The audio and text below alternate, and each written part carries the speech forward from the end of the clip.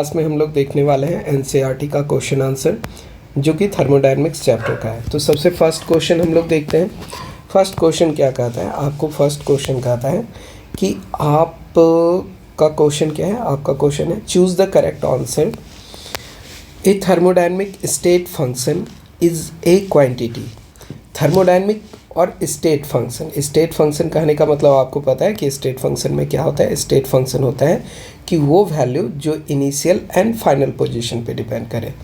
तो हम लोगों को अगर इनिशियल एंड फाइनल पोजीशन पे डिपेंड कर रहा है, इसके पाथ पे डिपेंड नहीं कर रहा है, मान लो कि ये किस डायरेक्शन से गया है और किस पाथवे को फॉलो किया है, उस पर डिपेंड नहीं कर रहा है, सिर्फ ए इनिशियल और बी फाइनल पोजीशन पे डिपेंड कर रहा है। तो उस तरह की पोजीशन, उस तरह के स्टेट वेरिएबल को हम लोग क्या कहेंगे, उस तरह के ही स्टेट वेरिएबल को हम लोग स्टेट फंक्शन कहते हैं। या कहिए कि ये हम लोगों को थर्मोडायनेमिक वेरिएबल है जो कि स्टेट वेरिएबल है, वो सिर्फ क्या होगा, initial position and final position पे डिपेंड करता है। तो ऑप्शन चूज़ करना था, ये इसमें हम लोगों को ऑब्जेक्टिव टाइप क्वेश्चन है। तो इसका करेक्ट ऑप्शन क्या होगा, इसका करेक्ट ऑप्शन होगा whose value is independent of path. तो ये हम लोगों को करेक्ट ऑप्शन है फर्स्ट क्वेश्चन का। क्वेश्चन नंबर जो 1 है, इसका option number 1 determine the heat change, ये गलत आंसर हो जाएगा। फिर उसके बाद use to determine the pressure volume work. तो ज़रूरी नहीं है कि जो स्टेट फंक्शन हो वही आपको प्रेशर वॉल्यूम वर्क करे, तो हम लोगों को ये ऑप्शन भी गलत है। और whose value depends on temperature only, ये भी हमारा गलत ऑप्शन है। तो हमारा करेक्ट ऑप्शन क्या होगा, ओनली 2। नेक्स्ट क्वेश्चन में हम लोग अगर देखें क्वेश्चन नंबर 6.2, इसमें हम लोगों को क्वेश्चन क्या कह रहा है, क्वेश्चन कह रहा है हम लोगों को for the process to occur under adiabatic condition the correct condition is. Adiabatic process में हम लोगों को क्या होता है, आइडियाबेटिक प्रोसेस में होता है बच्चे हम लोगों को कि सिस्टम में हम लोग क्या कर सकते हैं, सिस्टम में हीट ट्रांसफ़र की वैल्यू या कहिए कि हीट चेंज की वैल्यू क्या होती है, 0 होती है। आइडियाबेटिक प्रोसेस बिल्कुल आइसोलेटेड कंडीशन, कहने का मतलब आइसोलेटेड सिस्टम है आपका, इसमें बाहर से हीट एनर्जी ट्रांसफ़र नहीं कर सकते हैं। तो हम लोग इसको क्या कहेंगे, इसको हम लोग क्या कहेंगे, इसके लिए हमारे कंडीशन क्या हो जाएंगे, हमारा करेक्ट कंडीशन हो जाएगा Q = 0। ये कंडीशन किसके लिए था, ये कंडीशन था आइसोथर्मल। ये कंडीशन किसके लिए होगा, अगर टेम्परेचर कांस्टेंट रहेगा तो उसको आइसोथर्मल कहेंगे, डेल्टा T उसमें 0 होगा। अगर प्रेशर कांस्टेंट होगा तो उसको हम लोग आइसोबारिक कहेंगे, और इसमें क्या होगा, प्रेशर कांस्टेंट रहेगा। अगर वर्क डन 0 है तो ये डिफरेंट प्रोसेस में वर्क डन 0 हो सकता है, कोई एक फिक्स वैल्यू नहीं है। जैसे कि हमारा क्या हो सकता है, किसी भी साइक्लिक प्रोसेस में वर्क डन 0 हो सकता है, और कोई आइसोकोरिक प्रोसेस है उसमें भी वर्क डन 0 हो सकता है। तो हम लोगों को इसके लिए कंडीशन फिक्स नहीं है कि ये स्पेसिफिक कंडीशन, इसमें हम लोगों को आइडियाबेटिक का हम लोगों को Q = 0 होगा।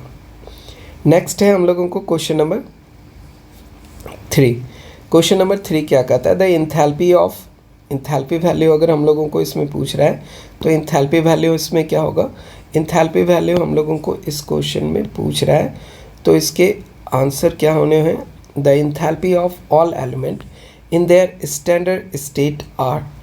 हम लोगों को ये डिफिनेशन ही कहता है, इंथैल्पी की डिफिनेशन कहती है कि अगर कोई एलिमेंट अपने प्योर फॉर्म में है और स्टैंडर्ड स्टेट में है, कहने का मतलब अगर कार्बन ग्रेफाइट के फॉर्म में है और ये सॉलिड स्टेट में है, तो इसकी इंथैल्पी की वैल्यू क्या होगी, इसकी इंथैल्पी की वैल्यू 0 होगी। उसी तरह से अगर ऑक्सीजन है, ऑक्सीजन अपने O2 के फॉर्म में है, oxygen as a like element, generally ये ऑक्सीजन O2 गैस के फॉर्म में होता है, तो इसकी इंथैल्पी क्या होती है, इसकी इंथैल्पी की वैल्यू 0 होती है। तो इसी को हम लोगों को इसमें पूछा गया है, ये थर्मोडायनेमिकली हम लोगों को थ्योरी बेस्ड क्वेश्चन है। इसका आंसर क्या होगा, enthalpy of all element in their standard state are 0। Question number 4 के लिए देखें, क्वेश्चन नंबर 4 क्या कह रहा है, क्वेश्चन नंबर 4 कह रहा है standard internal energy of combustion of methane is x kilojoule पर मोल। ठीक है, the value of enthalpy change is, हम लोगों को अगर कंबशन रिएक्शन को ध्यान से देखें तो कंबशन रिएक्शन का ये आप लोगों को कंबशन, ये क्वेश्चन में आपको दिया गया नहीं था, लेकिन अगर कंबशन रिएक्शन हो रहा होगा तो कंबशन रिएक्शन हम लोगों को मीथेन का क्या होता है किसी भी चीज़ को अगर कंबस्ट करना है तो उसको ऑक्सीजन के सफिशेंट अमाउंट के साथ बर्न करना होता है। तो कंबशन रिएक्शन का ये डिफिनीशन, इसके बेसिस पे हम लोगों को प्रोडक्ट क्या मिलता है, कार्बन है तो कार्बन डाइऑक्साइड, और अगर हाइड्रोजन है तो वाटर मिलेगा। तो ये हम लोगों को मिल गया। और हम लोगों को रिलेशन किसके बीच, अगर enthalpy change, standard enthalpy change, और हम लोग internal energy change, internal energy के बीच रिलेशन देखें तो हमारा इंटरनल एनर्जी के बीच रिलेशन क्या था, change in internal energy, standard condition हटा दीजिए, enthalpy equal to internal energy plus delta N G R T. ठीक है, तो delta N G R T हम लोग यूज़ कर रहे थे, और उसी में हम लोगों को ये सिंबल क्या होता है, ये सिंबल जो इंटरनल एनर्जी चेंज है इसको हम लोग डेल्टा यू से भी रिप्रेजेंट करते हैं। तो ये क्या हो जाएगा, इंथैल्पी चेंज किसके बराबर हो जाएगा, change in internal energy plus delta N G R T. ये एन जी क्या है, ये है आपको gaseous product minus sum of gaseous product minus sum of gaseous reactant. ये हम लोगों को क्वेश्चन से मिल जाएगा। इसमें हम लोगों को अगर ये कंबशन हो रहा है मीथेन का, तो इसमें number of gases molecule carbon dioxide के कितने हो गए, 1 मोल हो गए इसके। और इस साइड हम लोगों को अगर हम लोग मीथेन के गैसेस नंबर ऑफ मोल्स देखेंगे तो मीथेन के नंबर ऑफ मोल्स 1 हो गए, ऑक्सीजन के नंबर ऑफ मोल्स 2 हो गए, और हम लोगों को कार्बन डाइऑक्साइड का क्या हुआ, कार्बन डाइऑक्साइड का जो हम लोगों को प्रोडक्ट मिला है तो इसके नंबर ऑफ मोल्स कितने हो गए, इसके नंबर ऑफ मोल्स हमारे पास, इसके नंबर ऑफ मोल्स कितने हैं, 1 है। तो इसमें हम लोगों को जो डेल्टा एन जी मिलने वाला है, डेल्टा एन जी क्या होता है, डेल्टा एन जी होता है आपको gaseous sum of gaseous product minus sum of gaseous reactant. तो गैसियस प्रोडक्ट में हम लोगों को कौन कौन से गैस के प्रोडक्ट हैं, प्रोडक्ट में हम लोगों को एक ही गैस है, तो क्या है, कार्बन डाइऑक्साइड। इसके मोल्स कितने हो गए, 1 मोल हो गया। इसमें सब्सट्रैक्ट किस में करेंगे, सब्सट्रैक्ट करेंगे sum of gaseous reactant. Gaseous reactant में ऑक्सीजन है 2 मोल्स, मीथेन है 1 मोल, तो 1 मोल मीथेन और 2 मोल ऑक्सीजन, ये टोटल सम कितना हो जाएगा, ये सम हो जाएगा 3। तो अब इसी चीज़ को इसमें सब्सट्रैक्ट करेंगे तो वैल्यू क्या हो जाएगा, -2 मिलेगा। डेल्टा एन जी की वैल्यू क्या हो गई, डेल्टा एन जी की वैल्यू हम लोगों को 2 हो गई। तो अब देखो आपकी इंथैल्पी वैल्यू क्या थी, इंथैल्पी वैल्यू इंटरनल एनर्जी कुछ भी रहा हो तो आपकी इंथैल्पी वैल्यू क्या होगी, ये इंटरनल एनर्जी में आपने कुछ सब्सट्रैक्ट किया है, 2 × R और ये T। कहने का मतलब क्या हो गया, आपकी जो इंटरनल एनर्जी होगी, इंटरनल एनर्जी क्या हो जाएगा, अगर आप इसमें delta H minus delta U find out करो तो इसकी वैल्यू क्या हो जाएगी, -2RT हो जाएगा। तो हम लोगों को रिजल्ट नेगेटिव कब आता है, रिजल्ट नेगेटिव तब आता है जब हम लोग किसी लार्ज वैल्यू को किसी स्मॉलर वैल्यू में सब्सट्रैक्ट करते हैं। तो ये वैल्यू क्या हो गया, ये वैल्यू हो गया हम लोगों को <0। डेल्टा एच क्या हो गया, ये वैल्यू हम लोगों को रिलेशन ये क्या करेगा, ये रिलेशन हम लोगों को बताता है delta H is < delta U. और यही ऑप्शन हम लोगों को एनसीईआरटी के जो ऑप्शन है, ऑप्शन नंबर 3 को सजेस्ट करता है। तो इसमें क्या हो जाएगा, करेक्ट ऑप्शन हमारा 3 हो जाएगा। नेक्स्ट है आप लोगों को क्वेश्चन नंबर 5।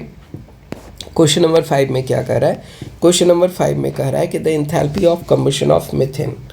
हम लोगों को मीथेन की कम्बशन की इंथैल्पी दी हुई है, methane, graphite and dihydrogen at 298 kelvin are, this one. हम लोगों को मीथेन की इंथैल्पी ऑफ कम्बशन क्या दिया हुआ है, मीथेन के लिए अगर हम लोग डेल्टा एच कम्बशन, इसमें डेल्टा कम्बशन ऑफ मीथेन के लिए बात करें, CH4 के लिए बात करें तो इसकी वैल्यू क्या है, -890.3 किलो जूल पर मोल। ठीक है, फिर इसी के साथ इंथैल्पी ऑफ कम्बशन किसका दिया हुआ है, enthalpy of combustion of graphite, carbon, ये कार्बन का ही फॉर्म है, ग्रेफाइट क्या हो गया, कार्बन का एक फॉर्म है। इसकी इंथैल्पी ऑफ कम्बशन क्या दी हुई है, इसकी इंथैल्पी ऑफ कम्बशन की वैल्यू दी हुई है -393.5 किलो जूल, ये भी आपको किलो जूल पर मोल में दिया हुआ है। थर्ड इंथैल्पी दी हुई है आपको enthalpy of combustion of dihydrogen, dihydrogen means H2, इसकी वैल्यू क्या है -285.8 किलो जूल पर मोल। तो दिस वैल्यू, इस वैल्यू के हेल्प से हमें क्या करना है, हम लोगों को फाइंड आउट करना है। क्या फाइंड, इसके लिए हमें क्या कर रहा है, कह रहा है कि respectively enthalpy of formation of methane will be, इसमें अगर इस enthalpy of formation of methane आपसे पूछा जा रहा है तो हम लोगों को डिफिनीशन पता है, हमें फॉर्मेशन के लिए क्या क्या डिफिनीशन होता है कि किसी भी सबस्टांस के 1 मोल का फॉर्मेशन करें तो उसको हम लोग कहते हैं इंथैल्पी ऑफ फॉर्मेशन। तो हमें क्या फॉर्म करना है, हमें फॉर्म करना है मीथेन।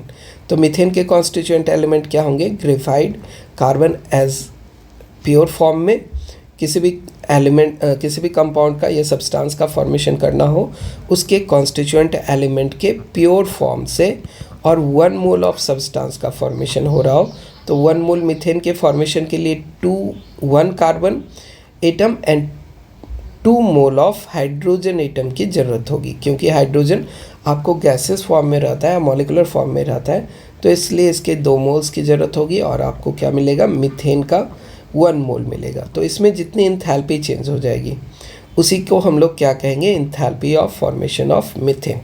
ये इक्वेशन हम लोगों को फाइनल चाहिए, और हमें इंफॉर्मेशन जो दिया गया है, कंबशन की इंथैल्पी दी गई है मीथेन के, फिर उसके बाद ग्रेफाइट का कंबशन, फिर हाइड्रोजन का कंबशन। तो ऊपर वाले इक्वेशन के हेल्प से या ऊपर वाला जो डिफिनेशन है उसी के हेल्प से अगर हम लोग देखें तो कंबशन ऑफ मीथेन क्या होगा, मीथेन को अगर हम लोग कंबशन करवाएं, मीथेन का कंबशन करवाएंगे तो क्या हो जाएगा, इसमें O2 से रिएक्शन करवाना पड़ेगा सफिशिएंट अमाउंट ऑफ O2, और ये कन्वर्ट हो जाएगा किसमें, carbon dioxide plus 2 mole of water में कन्वर्ट हो जाएगा। बैलेंस केमिकल इक्वेशन है, और इसमें एनर्जी कितनी रिलीज़ होगी, इसमें एनर्जी रिलीज़ होगी आपको -890.3 किलो जूल पर मोल। फिर उसके बाद दूसरा इक्वेशन है कौन, enthalpy of combustion of carbon या ग्रेफाइट कहिए, ग्रेफाइट का कम्बशन हो रहा है तो इसमें भी ऑक्सीजन की ज़रूरत होगी O2, ये भी कन्वर्ट हो जाएगा किसमें, यह भी हम लोगों को CO2 में कन्वर्ट हो जाएगा। इसमें एनर्जी कितनी रिलीज़ होगी, -393.5 किलो जूल पर मोल। फिर इसके बाद क्या होगा, H2 का कम्बशन करोगे तो H2 का कम्बशन में, H2 के कम्बशन के लिए 1/2 मोल ऑफ ऑक्सीजन की ज़रूरत होगी। ऑक्सीजन चूँकि O2 के फॉर्म में होता है इसलिए 1/2 × O2, तो बन गया क्या, वाटर बन गया। और इसमें जो एनर्जी रिलीज़ होगी ये क्या होगी, -285.8 किलो जूल। हमें ध्यान से देखें तो हम लोगों को इक्वेशन में क्या नज़र आ रहा है, इक्वेशन में नज़र आ रहा है कि अगर हम लोगों को किसी भी सबस्टांस के लिए, अगर हम लोग सबस्टांस की वैल्यू चेक करें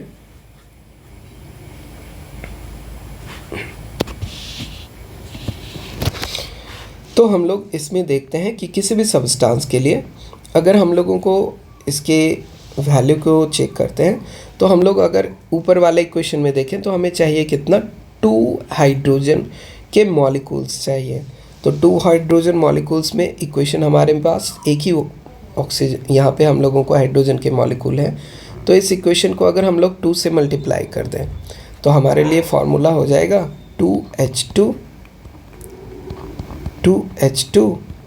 प्लस O2, ये क्या फॉर्म करेगा 2H2O, और इधर क्या हो जाएगा, ये वैल्यू भी डबल हो जाएगा। तो ये वैल्यू जब डबल हो जा रहा है तो इसकी वैल्यू क्या हो जा रही है, 6, ये 1,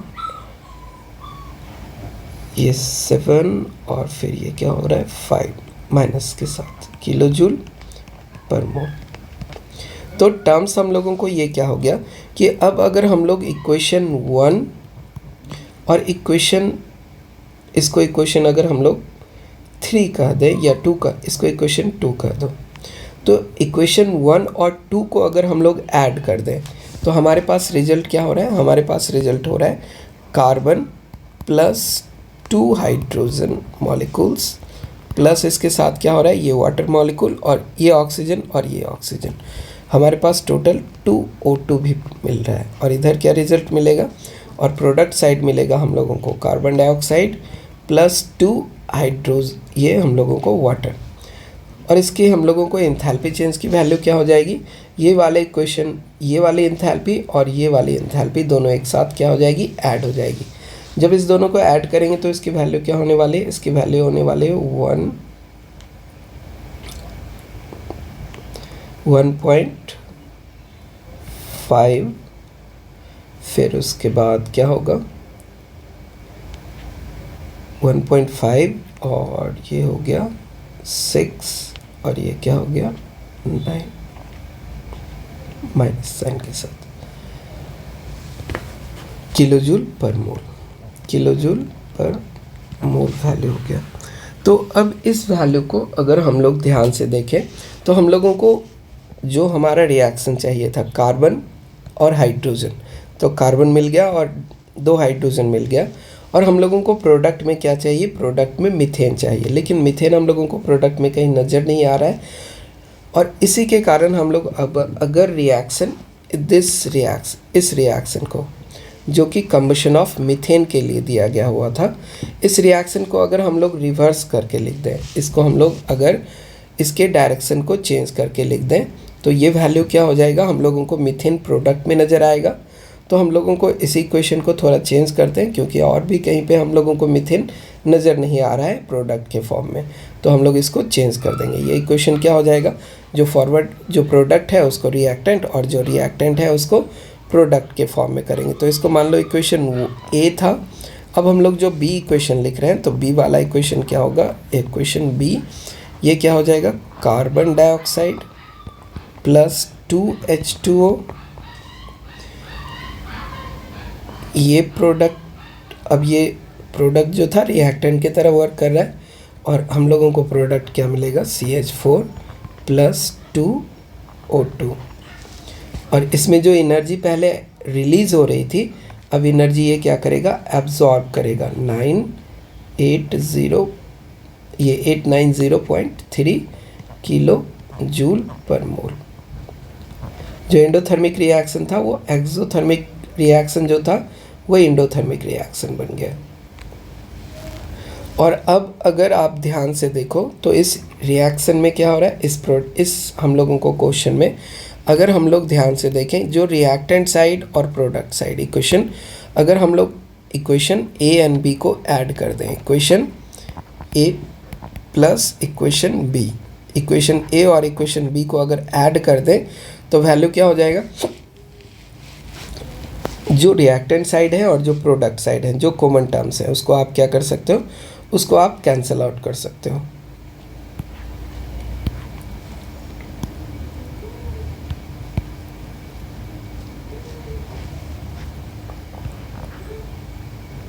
ये ऑक्सीजन इस साइड और ये ऑक्सीजन प्रोडक्ट साइड, तो ये कैंसिल आउट हो गया। फिर अब इसके बाद क्या बच रहा है, इसके बाद और बच रहा है कार्बन डाइऑक्साइड, तो कार्बन डाइऑक्साइड को भी कैंसिल करते हैं हम लोग।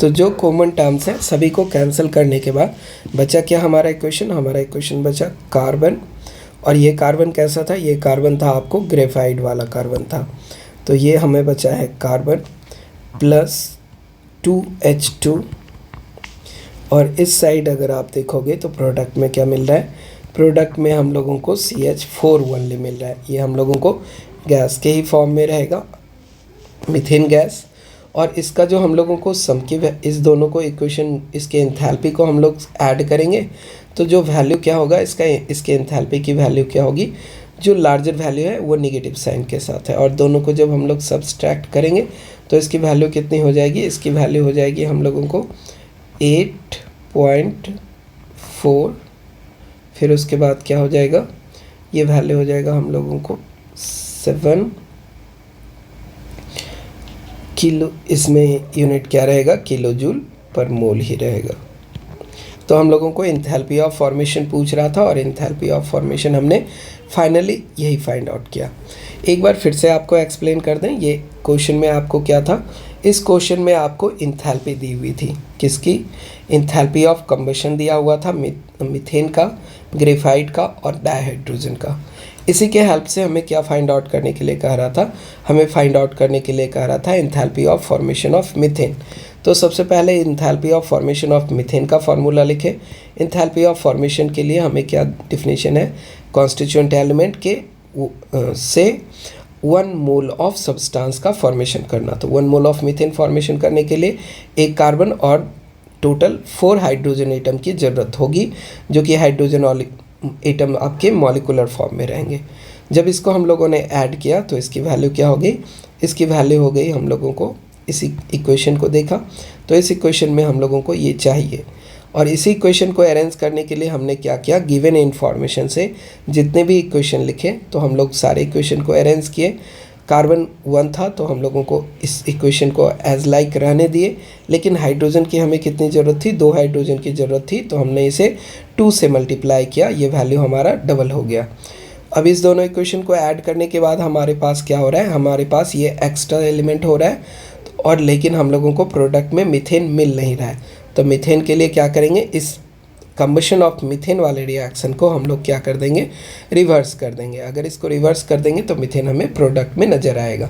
तो उसी को रिवर्स करके जब हम लोग ऐड किए तो दोनों इक्वेशन को ऐड करने के बाद हमारा ये फाइनल फॉर्मेशन ऑफ मीथेन का इक्वेशन आ गया, और इसमें जो एंथैल्पी चेंज हुआ ये वैल्यू आपका आंसर होगा। तो हमारे एनसीईआरटी में जो ऑप्शन दिया हुआ है ये फर्स्ट ऑप्शन ही दिया हुआ है, यही हमारा करेक्ट ऑप्शन होगा। नेक्स्ट क्वेश्चन हम लोग देखेंगे इसके बाद।